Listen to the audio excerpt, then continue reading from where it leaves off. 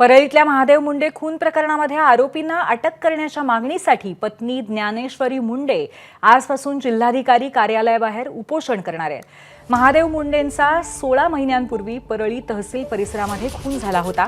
मात्र अजूनही आरोपी अटक झालेला नाहीये. त्यामुळे यातील आरोपींना अटक करण्याच्या मागणीसाठी ज्ञानेश्वरी मुंडे उपोषण करणार आहेत. ज्ञानेश्वरी मुंडे यांच्या उपोषणाला मस्साजो ग्रामस्थांनी देखील पाठिंबा दिलाय. आम्हाला SIT CID तात्काळ दाखल करून ज्यांनी फोन केले त्यांचे CDR काढून तात्काळ माझ्या नवऱ्याच्या आरोपीला अटक करावी, एवढीच मागणी आहे माझी. मग आता साहेबांनी सांगितलं आहे ना मी अधिवेशनात मुद्दा मांडल म्हणून, तरी पण गेलेल्या बी अधिवेशनात आव्हाड साहेबांनी मुद्दा मांडून बी काही झालं नाही. मग ह्या अधिवेशनात तरी लक्ष देऊन तात्काळ उपोषणाला, मग उपोषणाचा निर्णय आम्ही आज म्हणून तर घेतला आहे ना की काहीतरी आम्हाला न्याय भेटेल ना.